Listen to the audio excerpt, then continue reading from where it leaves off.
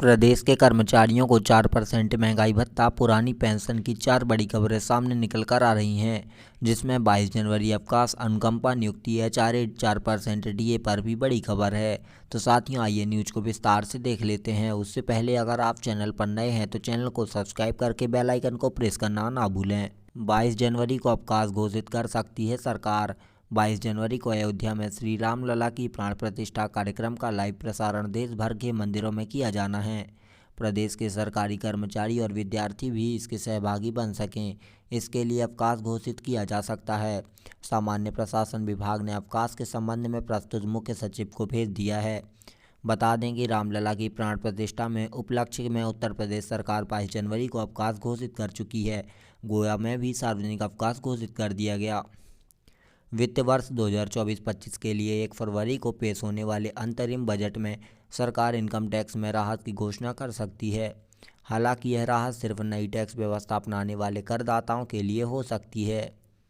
वित्त मंत्रालय सूत्रों के मुताबिक इनकम टैक्स में 50,000 रुपये तक की और छूट मिलने की उम्मीद है। इसके बाद नए वित्त विभाग से 8 लाख रुपये तक की आय कर से मुक्त हो सकती है। नई सरकार टैक्स व्यवस्था को प्रोत्साहन करना चाहती है। इसके तहत आयकर विभाग में और राहत देने पर अधिक से अधिक करदाता इस व्यवस्था को अपनाएंगे। पिछले साल बजट में वित्त मंत्री निर्मला सीतारमण ने इसका टैक्स की नई व्यवस्था के तहत सालाना 7 लाख रुपए तक की आय पर कोई टैक्स नहीं देने की घोषणा की थी। स्टैंडर्ड डिडक्शन, मानक कटौती व अन्य छूट को मिलाकर यह समय सीमा 7.5 लाख रुपए तक की हो जाती है। यानी कि सालाना 7.5 लाख तक की आमदनी पर कोई टैक्स नहीं लगेगा। एनपीएस में बदलाव नहीं, ओपीएस लागू करे सरकार। कर्मचारियों की मांग, पीएम मोदी की गारंटी जैसी पेंशन की गारंटी चाहिए। भोपाल ईएमएस प्रदेश सरकार ने एनपीएस में बदलाव कर कर्मचारियों के सेवा मुक्त होने, सजा याफ्ता होने या निलंबित होने पर भी एनपीएस का लाभ देने का निर्णय लिया। यह निर्णय प्रदेश की 5.5 लाख एनपीएस धारक कर्मचारियों पर लागू किया जा सकता है। एनपीएस धारक कर्मचारियों को एनपीएस में बदलाव नहीं बल्कि पुरानी पेंशन योजना यानी ओपीएस का लाभ चाहिए। पीएम मोदी की गारंटी जैसी पेंशन की गारंटी चाहिए, लेकिन सरकार ने कर्मचारियों की लंबे समय से की जा रही ओपीएस लागू करने की मांग को मंजूर नहीं किया, बल्कि एनपीएस में ही बदलाव कर दिया।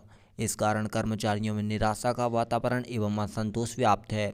मध्य प्रदेश कर्मचारी मंच ने मुख्यमंत्री को पत्र लिखकर मांग की है कि मध्य प्रदेश सरकार यानी एनपीएस में बदलाव करने के स्थान पर प्रदेश के एनपीएस धारक 5.5 लाख कर्मचारियों को ओपीएस लागू करने की शीघ्र अनुमति दे। प्रदेश में दिवंगत शिक्षकों के पात्र आश्रितों को अनुकंपा नियुक्ति मिलना अब अग्नि परीक्षा से कम नहीं हो गया। इस प्रक्रिया में स्कूल शिक्षा विभाग द्वारा डीए अनिवार्य कर दिया गया है, जिसके कारण यह हालत बनी है। शिक्षकों का कहना है कि जब तक उनका डीए यहाँ पर उन्हें नहीं दिया जाता है, उनके अनुकंपा नियुक्ति मिल रही हो, तो यह एक प्रकार से पूरी की जाए। शिक्षा विभाग योग्यता निर्धारण के नाम पर अनुकंपा नियुक्ति में दिवंगत शिक्षकों के आश्रितों को परेशान कर रहा है, जबकि इस संदर्भ में शिक्षा मंत्री को भी अवगत करा दिया गया। उन्होंने कहा कि सैकड़ों की तादाद में आश्रित भटक रहे हैं। अब जिनके पास डीए की पात्रता नहीं है, उन्हें चतुर्थ श्रेणी के पद पर नियुक्ति दी जा रही है, जबकि यह नियम पूरी तरह से गलत माना जा रहा है। जिसके साथ ही राज्य सरकार फरवरी में आने वाले वोट एंड अकाउंट में कर्मचारियों को 7 से 8% डीए बढ़ाए जाने के वित्तीय प्रावधान करने जा रही है।